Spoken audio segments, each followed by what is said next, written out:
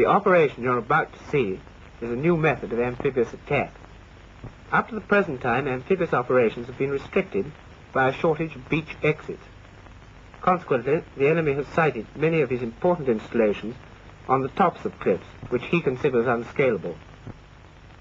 A heavy air and sea bombardment neutralizes the enemy defenses, whilst the ships move to the assembly area, and the LCAs leave them and run into the shore.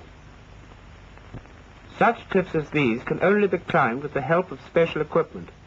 Each LCA is fitted with 6 rocket projectors, firing 2-inch rockets fitted with grapnel heads. The rockets are attached to an assortment of rope ladders and toggle and plain ropes, selected to provide alternative methods of overcoming the various types of cliff face. The bombardment has lifted, and the landing craft, which have checked outside the danger area, run into the beach, firing their rockets in pairs as they touch down.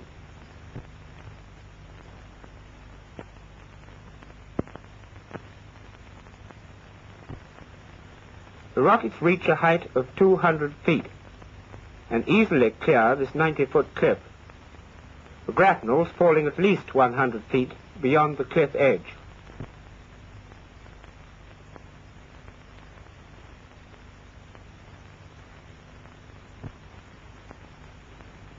The next 3 minutes is the most critical time in the operation. The bombardment has ceased. The bridgehead on the cliff top has not yet been established. The slack of the ladders and ropes must be taken up to make the grapnels grip.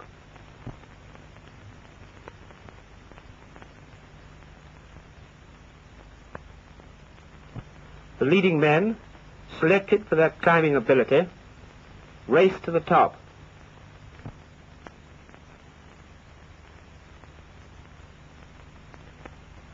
Others hold down the end of the ladders to make the climb easier. 2 men can climb each ladder at the same time. It is, in fact, easier this way. And the ladder, in spite of its light construction, has ample margin of safety.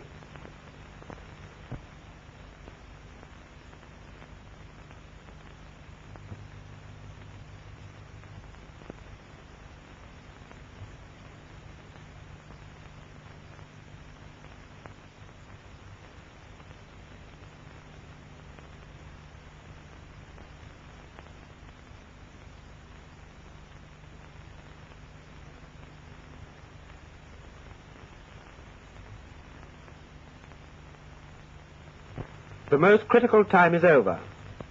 The first men are up and are followed by men more heavily equipped. There are now sufficient men on top to enable assistance to be given where required.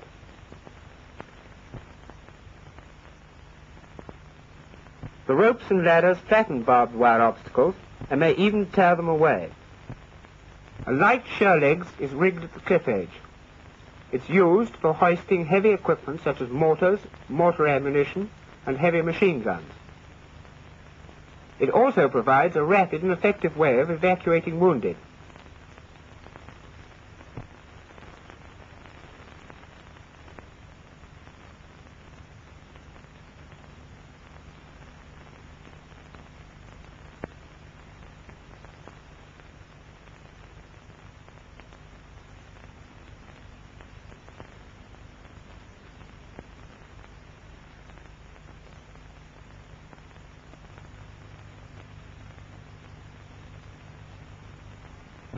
Once the bridgehead has been established, a portable steel ladder can be erected. This is made in 4-foot lengths, which interlock. It is built up at the bottom as men hoist it at the top.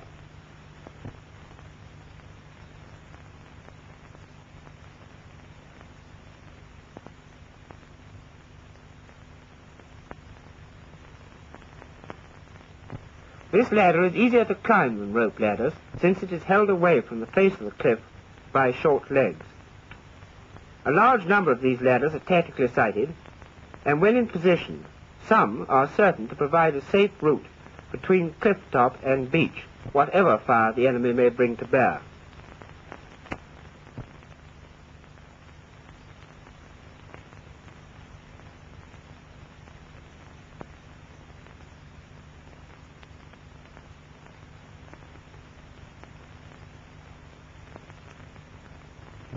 This special piece of equipment is called a swan. It consists of a 100-foot power-operated ladder fitted to a duck. Its purpose is to provide an easy way up for the second wave of troops, which is timed to arrive immediately the swans are in position. Stability is given by side jacks. These are fitted while the ladder is being extended.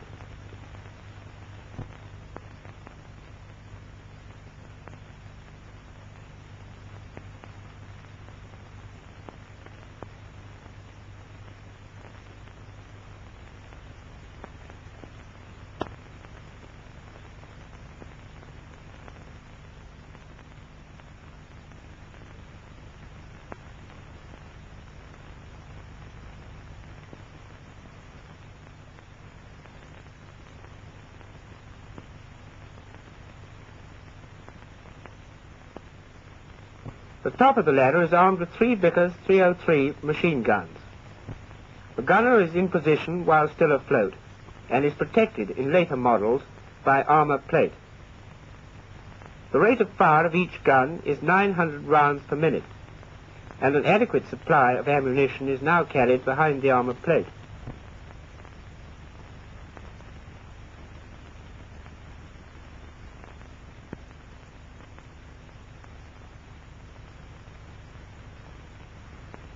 The second wave arrives.